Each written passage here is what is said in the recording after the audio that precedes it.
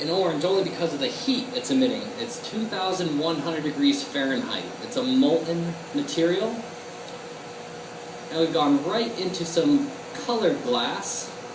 Now this colored glass is very similar to our clear glass. It's a soda-lime glass. The only difference between our clear and our colored glass is that the colored glass had a metal oxide added to it when it was being melted. And that tints the glass specifically yellow in this instance.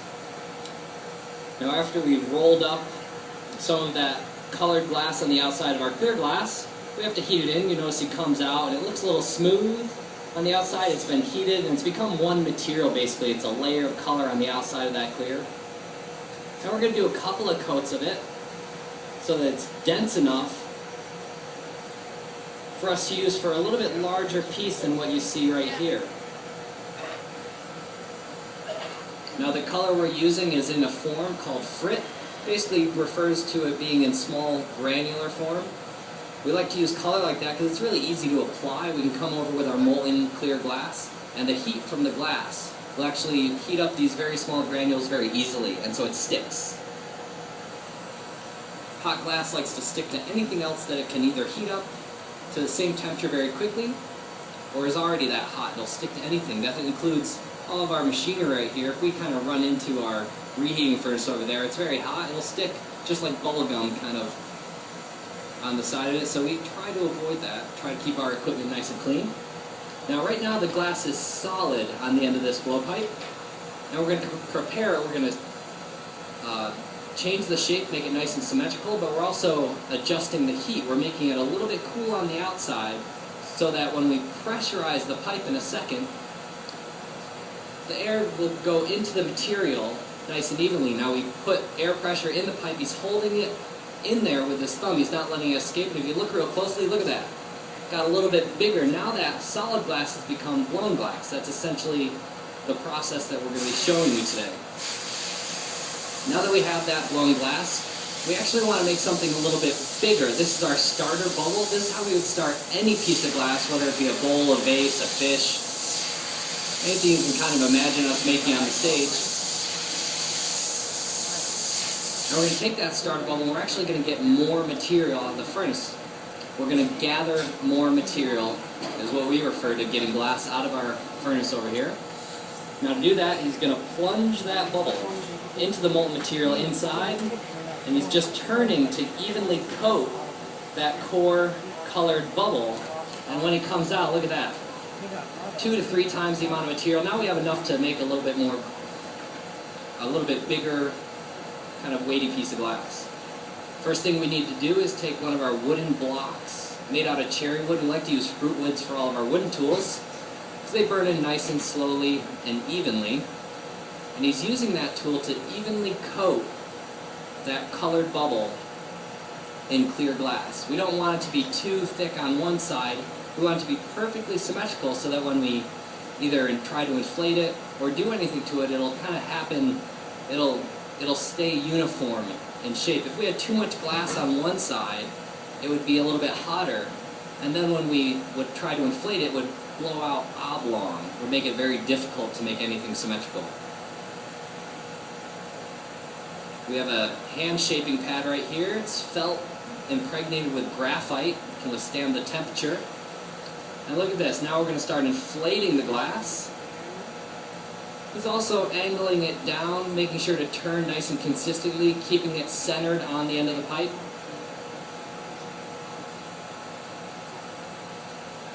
And he's moved on to making a jack line or constriction line. Now that's going to end up being the lip of the vessel later on in the process. Now the tighter and more defined that jack line is, the more even the lip will likely be once we break it away from the blowpipe. Using that hand pad to shape and cool the glass. Now wherever he touches it with that tool, it's less likely to inflate if you were to put air pressure into it. He also uses it to shape it. He kind of just wanted to tuck it in, narrow the form a little bit, so that while he was heating it, it would be less likely to expand by centrifugal force. Now we had maybe a minute or two to work on that initial heat coming out of the furnace. We got a lot done in that time. Now glass, when it's out of the furnace, will cool down rather quickly, so we have to have our reheating furnace over there that's running at 2,150 degrees Fahrenheit. And we only use that to heat up our glass once it's gotten cool.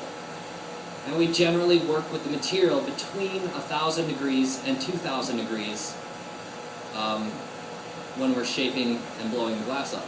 Now he's got another pair of jacks here. These are specifically called parchofis. The only difference between those and the other tool is these have wooden blades. You can see, got a little bit warm there. And he's using those to stretch and narrow the form. Now it looks like his right hand is doing all the work right now, right? The left hand is actually just as important, if not more important. He has to make sure he's turning consistently so that when he's applying pressure with the other tool, it stretches out nice and evenly.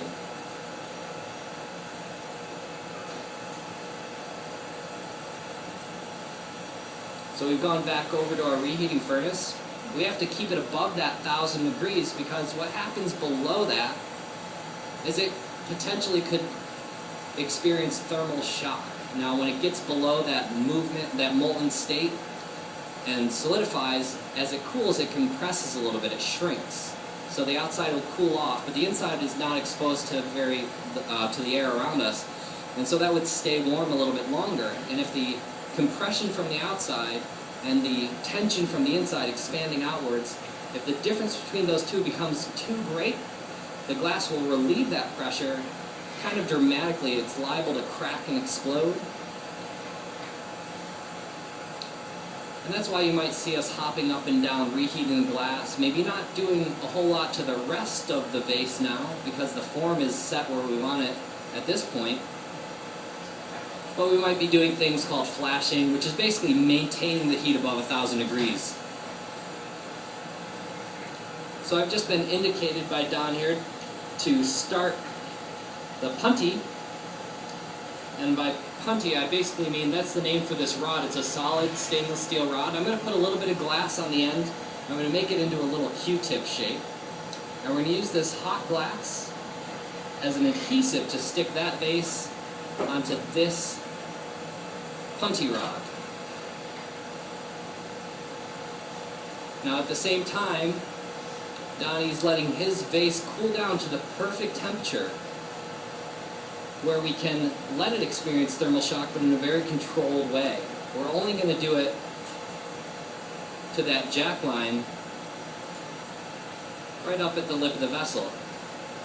Now he spent a second scoring it with a diamond-coated file, making sure that this is stuck on right in the center. A little bit of water and vibration by way of pedal, and it breaks right away. Now I have to make my way over to the reheating furnace rather quickly just to make sure that it stays above that 1,000 degrees.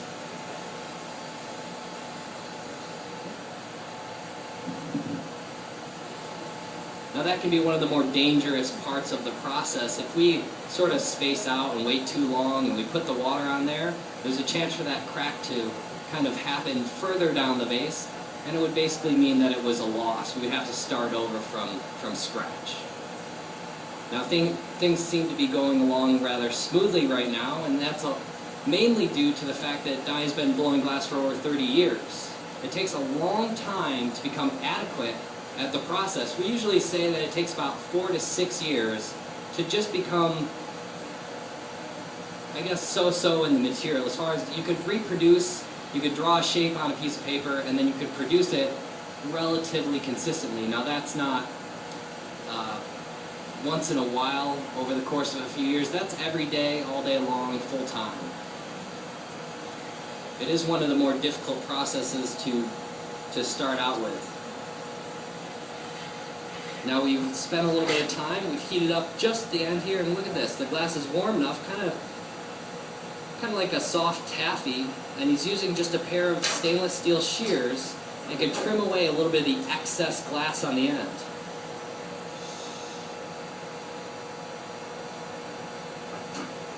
there's generally a little bit of thickness up there that we don't want. Sometimes we want our lip to be a little bit more delicate, refined maybe. And so we have to remove that natural thickness that happens at that point.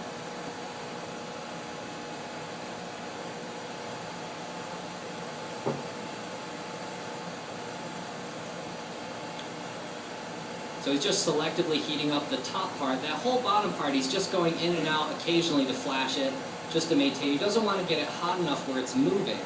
He just wants to maintain the temperature. So he's focusing all his heat on the lip of the vase, the part that's not done yet.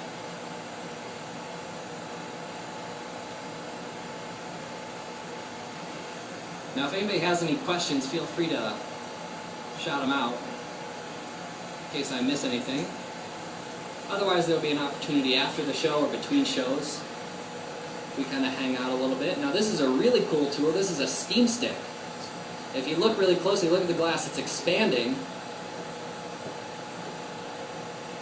And what's allowing that to happen is plugging the hole with that cone shape, and the wood is soaked up water, and the heat from the glass, the extreme heat, turns that water instantly to steam. And it provides pressure to inflate and shape the glass. Now a lot of times we really like to use indirect methods of shaping, either by hanging it down using gravity, letting it stretch, or turning using centrifugal force to make it wider, or using tools like that, air pressure, providing some sort of pressure to change the shape, to change the thickness. Because every time we touch it with the tool, there's always a kind of a chance for it to mark or scar the glass when it's soft. You would see that later on.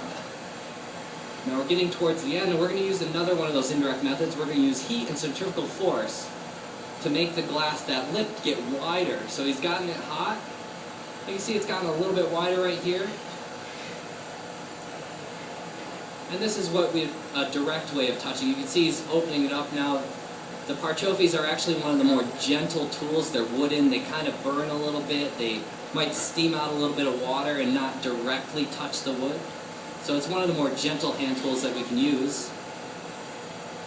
And now we've kind of gotten to the finale of the process for this piece, where we're going to use that heat and centrifugal force focused up on the lip. He's going to let the heat soak into it, build into it. He's going to turn slowly at first, but when it gets to the right temperature, he's going to increase the speed of his turning, making sure he has enough room to get out of the reheating furnace. And watch, there he's turning it. Got a little bit wider, a little bit of gravity. You can see that glass got thinner, and just by hanging it down, the natural form the glass wants to take when it thins out, and then you sort of try to reconstruct it, is that beautiful kind of folded lip that you might be familiar with. Maybe not, but that's how you get to that.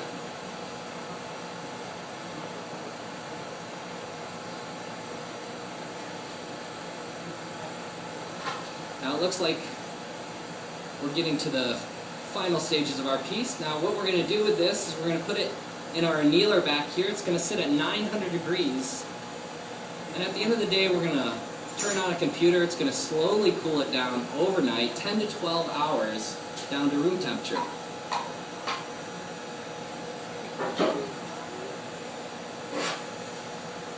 Now that putty mark that we just knocked off there, it's got a little bit of a sharp spot. So we're just softening that up.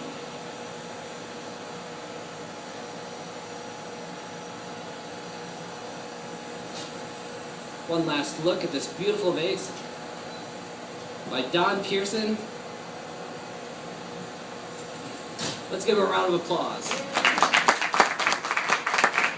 And that concludes our demonstration. We're going to have another one shortly.